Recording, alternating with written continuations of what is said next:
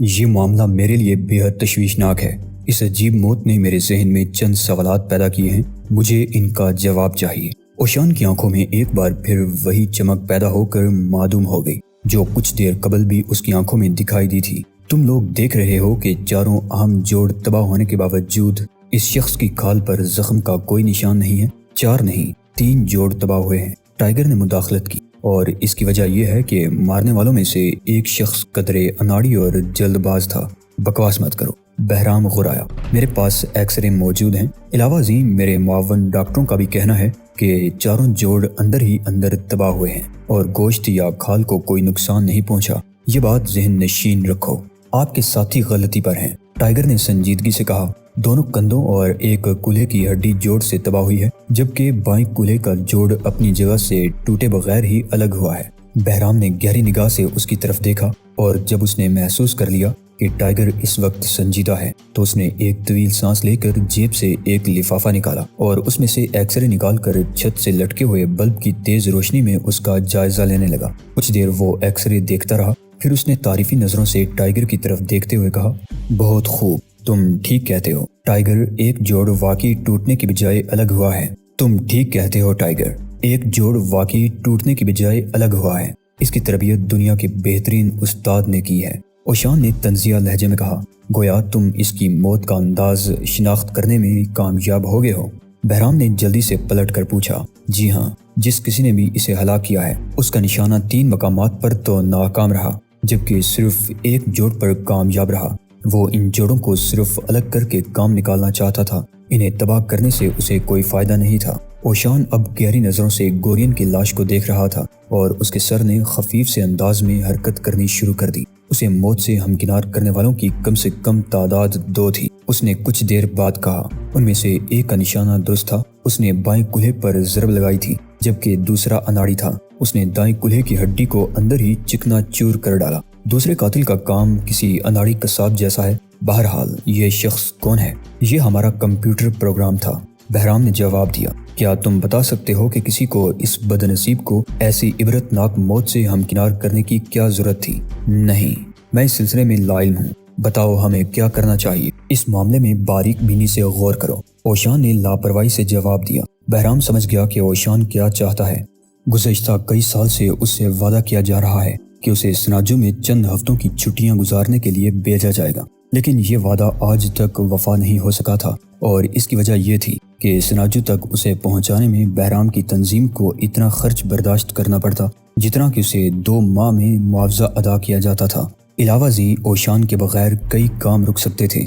بہرام کے ہونٹوں پر مسکراہٹ دوڑ گئی۔ تم کئی دنوں سے سناجو جانے کا ارادہ ظاہر کر رہے تھے، اس نے کہا۔ کئی دنوں سے نہیں، کئی سالوں سے، اوشان نے منہ بنا کر کہا، اور اس بار میں ہر حال میں جاؤں گا۔ لیکن اوشان، آج کل تو سناجو کا پورا قصبہ منجمد ہو رہا ہے، آپ ایسے میں وہاں جا کر مزید سکڑ جائیں گے۔ ٹائیگر نے اسے سمجھانے کی کوشش شروع کر دی، کیونکہ وہ جانتا تھا کہ اگر اوشان سناجو گیا تو اسے بھی وہاں کا تھکا دینے والا سفر ضرور کرنا پڑے گا۔ وہ جیسا بھی ہے، میرا گھر وہاں ہے، اوشان اغرایا۔ تم ٹھیک کہتے ہو اوشان، میں تمہارے جانے کا بندوبست کر دیتا ہوں، بہرام نے جلدی سے کہا۔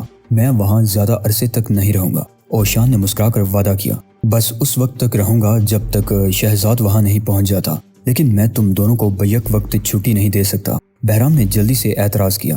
گھبرائیے نہیں سویٹ ہارٹ، میں خود بھی وہاں نہیں جانا چاہتا، اگلا چاند مکمل ہونے تک تم وہاں موجود ہوگے فرزند، اوشان نے عجیب سے لہجے میں کہا، اور اس کے بعد لبوں پر مہر سکوت لگا لی۔ اوشان نے سناجو جانے کے سلسلے میں اتنا سخت اور ناقابل فہم رویہ پہلے کبھی اختیار نہیں کیا تھا، اس لیے بہرام نے سب کچھ پس پش ڈال دیا اور اوشان کی روانگی کا بندوبست میں مصروف ہو گیا۔ اگلے روز اس کے لیے ہوائی جہاز میں ایک سیٹ بک کروا لی گئی۔ یہ جہاز اسے سان تیاگو پہنچائے گا، جہاں سے ایک خاص بحری راستے سے سناجو کا سفر کرنے کے لیے چارٹر کیا گیا تھا۔ وہ ایئرپورٹ پہنچے تو بہرام کارگو آفس کی طرف بڑھ گیا۔ تنہا ہوتے ہی اوشان نے سرگوشی میں ٹائیگر سے کہا، اس شخص کی موت واقعی بڑی عجیب ہے شہزاد۔ جی ہاں، ٹائیگر بولا، ایک ایسے احمق قاتل کا شاہکار جس کی ایک ٹھوکر کارگر اور 3 ٹھوکریں ناکارہ ثابت ہوئیں۔ سراجو کی ایک روایت ہے کہ جب کسی کی توہین مقصود ہوتی ہے تو اسے جتایا جاتا ہے کہ اس کی موت ایسی ہی ہوگی، پھر اسے ٹھوکریں ماری جاتی ہیں،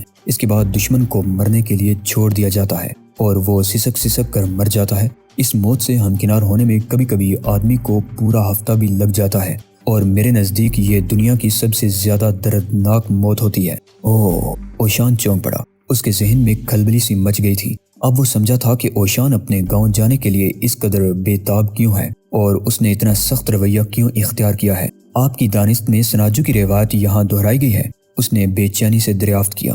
میں نہیں جانتا کہ کیا ہوا ہے، لیکن جب تک تم سناجو پہنچ کر مجھ سے نہیں ملتے اس وقت تک بے حد محتاط رہنا۔ میں محتاط رہوں گا، اور سناجو آنے کے سلسلے میں بھی مجھ سے بے احتیاطی نہیں ہوگی، کیونکہ میں وہاں نہیں جاؤں گا لٹل فادر۔ ٹائیگر کا ذہن بار بار گورین کی لاش کی طرف جا رہا تھا، اور ہر گزرتے ہوئے لمحے کے ساتھ ساتھ اس کی بے تابی بڑھتی جا رہی تھی۔ اگلا چاند مکمل ہوتے ہی میں تمہارا انتظار کروں گا، اور تم یقیناً آؤ گے فرزند، اوشان نے کہا اور اپنے مخصوص انداز میں ہنس پڑا۔ بہرام نے اسے چند کاغذات لا کر دیے جن پر اسے انگوٹھا لگانا تھا۔ اوشان کبھی دستخط نہیں کرتا تھا، اور نہ ہی دونوں میں سے کسی ہاتھ کا انگوٹھا لگاتا تھا۔ اس سلسلے میں وہ ہمیشہ اپنے دائیں پاؤں کا انگوٹھا لگانے کا عادی تھا۔ جب وہ فرش پر رکھ کر ان کاغذات پر پاؤں سے انگوٹھا لگا رہا تھا تو بہرام کی حالت دیدنی تھی، کیونکہ قریب سے گزرنے والے لوگ رک رک کر یہ عجیب حرکت دیکھ رہے تھے، اور ٹائیگر یہ سوچنے پر مجبور ہو گیا تھا کہ خدا کا شکر ہے اوشان کے ذہن میں یہ بات نہیں آئی کہ اسے انگوٹھے کی بجائے اپنی چکنی کھوپڑی کا نشان ثبت کرنا چاہیے۔ اگر یہ بات اس کے دماغ میں آ جاتی تو دنیا کی کوئی طاقت اسے ایسا کرنے سے روک نہیں سکتی تھی، اور اوشان دنیا میں واحد شخص تھا جس کی ہر الٹی سیدھی حرکت پر بہرام خاموش رہتا تھا۔ آخر وہ اس صدی کا کنگ فو ماسٹر تھا۔ کاغذات مکمل کرانے کے بعد اوشان کو مسافروں کی قطار میں شامل ہونے کی اجازت دے دی گئی، اور جب وہ اپنا مخصوص چوغا سنبھالتا ہوا جہاز کی طرف بڑھ رہا تھا تو نہ جانے کیوں ٹائیگر کے دل کی دھڑکنیں بے ترتیب ہو گئی تھی۔ اوشان کا جہاز پرواز کر گیا تو بہرام بڑبڑایا، دنیا کا عجیب ترین آدمی، ایک بار پیار سے آپ نے یہی بات میرے بارے میں بھی کہی تھی۔ ٹائیگر نے کہا۔ بہرام کا منہ بن گیا۔ کیا تم نے گورین کی موت کے سلسلے میں اوشان سے کوئی بات کی تھی؟ ہاں، اور وہ بلا وجہ ہی سناجو نہیں جا رہا ہے، ٹائیگر نے اپنی دانست میں انکشاف کیا، اور میں بھی اسے بلا وجہ ہی یہاں نہیں بیچ رہا ہوں فرزند، بہرام نے مسکرا کر جواب دیا۔ اس بار ٹائیگر کا منہ بن گیا، کیونکہ وہ سوچ رہا تھا کہ اس آڑ میں بہرام کو خوب زج کرے گا۔ وہ بہرام کی ذہانت کا شروع ہی سے قائل تھا، لیکن آج اس کی قدر و منزلت ٹائیگر کے دل میں پہلے سے کہیں زیادہ ہو گئی تھی۔ اب تم مجھے بتاؤ گے کہ گورین کو جو چوٹیں لگائی گئی ہیں ان کے بارے میں تم در حقیقت کیا جانتے ہو؟ بہرام ٹھوس لہجے میں بولا۔ ٹائیگر نے ایک طویل سانس لی اور بے حد متانت سے فٹ بال کے پیشہ ور کھلاڑی کا لاہے عمل تیار کرنے لگا۔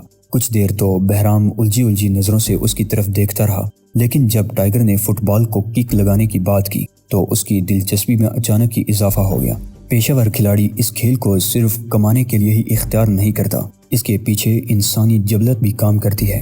کبھی کبھی کوئی پیشہ ور کھلاڑی گول دنیا کو اپنی ٹھوکروں پر بھی سمجھنے لگتا ہے۔ یہ ایک ایسے ہی کھلاڑی کا کارنامہ ہے جس نے اپنی تسکین کے لیے فٹ بال کو پیشہ ور قتل و غارت گری کو مشغلہ بنا رکھا ہے۔ بہرام بے حد جوش و خروش میں تھا۔ وہ فٹ بال کے پیشہ ور کھلاڑیوں کی کارکردگی کے سلسلے میں بات کرنے لگا تو ٹائیگر کو حیران ہونا پڑا کہ ہر وقت کمپیوٹر میں دلچسپی لینے والا یہ شخص آخر فٹ بال میچ کب دیکھتا ہوگا۔ یوں محسوس ہوتا تھا جیسے وہ ہر پیشہ ور فٹ بال کے کھلاڑی کی کارکردگی سے آگاہ ہو۔ ٹائیگر اس کی باتوں سے نتائج اخذ کرتا رہا، حتیٰ کہ ایک کھلاڑی اس کے ذہن سے چپک کر رہ گیا۔ وہ قرید کر اس کھلاڑی کے بارے میں بہرام سے سوالات کرنے لگا، اور بہرام بڑی فراخ دلی سے اپنی معلومات کا خزانہ اس پر نچھاور کرتا رہا، حتیٰ کہ ٹائیگر کی آنکھوں میں وہ بھوک پیدا ہوگی جو شکار کرنے والے کی آنکھوں میں شکار کرتے وقت پیدا ہو جاتی ہے۔ وہ نام ہی کا ہنگری نہیں تھا، اس کی نفرت میں بھی بھوک ہی بھوک تھی، ایک ایسی بھوک جسے مٹانے کے لیے وہ اپنی تمام تر ہستی کو ہمیشہ گردش میں رکھنے کا عادی تھا۔ وہ فٹ بال کا ایک پیشہ ور کھلاڑی تھا اور اسے کھیل کے میدان میں خاصی شہرت حاصل تھی۔ جب اس نے اپنے دونوں ہاتھوں سے پہلے آدمی کو قتل کیا تو اسے فوراً ہی احساس ہو گیا کہ جلد یا بدیر اسے ایک اور قتل کرنا پڑے گا۔ کھیل کے میدان میں اس کی ٹھوکر سے جب ایک ہاف بیک کا گھٹنا ٹوٹا تھا تو اس کی چٹخ سے اسے بے پناہ لذت حاصل ہوئی تھی۔ تب اسے اندازہ نہیں تھا کہ کسی کو اس انداز سے قتل کرنے میں اسے کس قدر لطف حاصل ہو سکتا ہے، اور اب اسے اندازہ ہو گیا تھا کہ ہاتھ کی ضرب سے کسی شخص کو ہلاک کرنے سے بے پناہ تسکین ملتی ہے۔ قتل کرنا اس کے لیے ایک فطری ضرورت تھا۔ اس بات کا سراغ لگتے ہی اس کی بھوک بڑھ گئی تھی اور وہ اس معاملے میں بھی شہرت حاصل کرنا چاہتا تھا۔ وہ سراپا بھوک تھا، شہرت کی بھوک دولت کی بھوک کے ساتھ مل کر اس کے لیے اتنی بے چینیوں کا باعث بن گئی تھی کہ وہ سوچ رہا تھا کہ اب وہ قتل کیے بغیر زندہ ہی نہیں رہ سکتا۔ اس نے جب حویلی کے ننگے فرش پر پڑے ہوئے گورین کو ہلاک کیا تو اس کے سامنے روحانی تسکین کا ایک نیا دروازہ کھل گیا تھا۔ اسے افسوس ہونے لگا کہ وہ اب تک اس معاملے میں اتنا بے خبر کیوں رہا ہے۔ کتنی آسان سی بات تھی اور اسے کس قدر ہنسی آئی تھی۔ ٹھوکر لگنے کے بعد گورین جس طرح تڑپا تھا، اس سے اس کی دھڑکنیں کس قدر لطیف ہو گئی تھی۔ اس کی نس نس میں لطف ٹھاٹھے مارنے لگا تھا۔ فٹ بال کے ساتھ ساتھ اس نے کراٹے میں بھی کمال حاصل کیا تھا، اور شاید یہی اسی ضرب حرب کا تقاضا تھا کہ اس کی جبلت میں خون ریزی شامل ہو گئی تھی۔ وہ قتل اور غارت گری کا پیشہ بھی فٹ بال کے پیشے کی طرح منافع بخش سمجھنے لگا تھا۔ اس کی بینک بیلنس میں اچانک ہی کافی اضافہ ہو گیا تھا اور وہ اپنے بیلنس میں مزید اضافے کی شدید بھوک میں مبتلا ہو گیا تھا۔ مسٹر ونچ نے اسے وعدہ کیا تھا کہ وہ اسے تنہا قتل کرنے کا موقع بھی دے گا، تو وہ دن رات اس چیز کے خواب دیکھنے لگا تھا۔ ونچ کی مہارت سے وہ بے حد متاثر تھا اور بحیثیت استاد وہ اسے ہر وقت اپنی دھڑکنوں میں بسائے رکھتا تھا۔ اس سلسلے میں اسے ونچ نے ہدایت کی تھی کہ وہ گورین کی تدفین کے وقت قبرستان میں موجود رہے، تاکہ جیسے ہی اسے اپنا شکار دکھائی دے وہ اسے قتل کرنے کے سلسلے میں کوئی لاہ عمل تیار کر سکے۔ اسے شکار کا حلیہ بتا دیا گیا تھا۔ تدفین کے وقت وہ گہری نگاہ سے ایک ایک شخص کا جائزہ لیتا رہا۔ اسے قابل توجہ صرف ایک ہی شخصیت نظر آئی تھی، لیکن وہ اس کا شکار نہیں تھا۔ اس شخص کے رخساروں کی ہڈیاں ابری ہوئی تھی اور اس کی آنکھوں کا رنگ برا تھا۔ علاوہ ازیں اس کی کلائیاں ویسی نہیں تھی جیسی کہ ونچ نے شکار کا حلیہ بتاتے ہوئے اس کے گوش گزار کی تھی۔ پھر اس شخص کی عمر بھی مطلوبہ آدمی سے زیادہ تھی اور بالآخر معلومات حاصل کرنے پر اسے پتہ چلا تھا کہ وہ آدمی کسی سینیٹوریم کا ڈاکٹر ہے اور اس کا نام بہرام ہے۔ ونچ نے اسے جس شخص کے بارے میں بتایا تھا، خود ونچ اس کے نام اور پتے سے آگاہ نہیں تھا، ورنہ وہ سیدھا اس کی قیام گاہ پر پہنچتا اور اسے قتل کر کے تسکین جاں کے ساتھ ساتھ دولت بھی کما لیتا۔ آج اسے اسی سلسلے میں مسٹر ونچ سے ملنا تھا۔ ملاقات کا وقت جیسے جیسے قریب آتا جا رہا تھا، اس کی بے چینی بڑھتی جا رہی تھی، کیونکہ وہ جلد از جلد یہ کام پایہ تکمیل تک پہنچانا چاہتا تھا۔ اسے اس ملاقات کے لیے پورے ایک ہفتے تک انتظار کی کوفت برداشت کرنی پڑی تھی۔ اس نے کار کو پارکنگ میں ایک الگ تھلگ جگہ پارک کیا اور آہستہ آہستہ اس عمارت کی طرف بڑھنے لگا جہاں اس کی مسٹر ونچ سے ملاقات طے تھی۔ اس کے قدم جیسے جیسے عمارت کی طرف بڑھ رہے تھے، اس کی طبیعت میں ہیجان بڑھ رہا تھا۔ اسے اپنی حسین و جمیل بیوی سے شدید محبت تھی اور وہ دنیا کی ہر شے اس کے قدموں میں ڈھیر کر دینا چاہتا تھا۔ دولت کی اسے صرف اسی لیے ضرورت تھی کہ وہ اپنی بیوی کو خوش، مطمئن اور اپنی ذات تک محدود رکھنا پسند کرتا تھا۔ گڈ آفٹرنون مسٹر ونچ، اس نے کمرے میں قدم رکھتے ہوئے کہا۔ ونچ اس وقت فن حرب کے لیے مخصوص چوغے میں تھا۔ اس چوغے کا رنگ سبز تھا اور اس کی تیاری میں جل مل کرتا ہوا ریشمی کپڑا استعمال کیا گیا تھا۔ آؤ ہنگری، ونچ نے مسکرا کر پذیرائی کی۔ میں محسوس کر رہا ہوں کہ تم اپنے ٹارگٹ کو دیکھنے میں کامیاب نہیں ہو سکے ہو۔ آپ کا خیال درست ہے جناب، لیکن آپ نے یہ بات کیسے محسوس کر لی؟ اس نے حیرت سے دریافت کیا۔ بہت سی چیزیں خود بخود میرے علم میں آ جاتی ہیں، میں اس سلسلے میں وضاحت کرنے سے قاصر ہوں۔ تم اسے میری چھٹی حس کا کارنامہ کہہ سکتے ہو۔ یہ کہتے ہوئے ونچ کے ہونٹوں پر بڑی پراسرار مسکراہٹ پھیل گئی۔ اس مسکراہٹ کو دیکھ کر ہنگری کے دل میں بے چینی بڑھ گئی۔ اسے یوں محسوس ہوا جیسے اس مسکراہٹ میں اس کی بیوی جولی نے جب مسٹر ونچ سے ملاقات کی تجویز پیش کی تھی تو وہ اس کی تعریف و توصیف میں زمین و آسمان کے کلابے ملا رہی تھی، اور جب وہ ونچ سے ملا تھا تو اسے بیوی کی باتوں میں ذرا سا بھی مبالغہ محسوس نہیں ہوا تھا۔ ونچ واقعی عظیم تھا، لیکن اس وقت ونچ کے ہونٹوں پر جو مسکراہٹ پھیلی ہوئی تھی وہ اس کے ذہن میں سوچوں کے نئے نئے دریچے کھول رہی تھی۔ میرا خیال ہے سب سے پہلے مجھے یہ دیکھنا چاہیے کہ میری تعلیمات تمہیں کہاں تک یاد ہیں۔ یہ کہہ کر ونچ نے لڑنے کا مخصوص انداز اختیار کر لیا۔ ہنگری نے فوری رد عمل ظاہر کیا اور اپنی ریڑھ کی ہڈی کو دیوار کے متوازی رکھتے ہوئے وہی انداز اختیار کر لیا جو پچھلی ملاقات میں ونچ نے اسے سکھایا تھا۔ ونچ نے اس پر حملہ کر دیا۔ وہ اس کا وار نہ صرف روکنے میں کامیاب ہو گیا بلکہ اس نے بڑی مہارت سے خود کو دوبارہ متوازن بھی کر لیا تھا۔ بہت خوب، مجھے خوشی ہے کہ تم بہت کم عرصے میں بہت زیادہ سیکھ رہے ہو۔ مشق جاری رکھو۔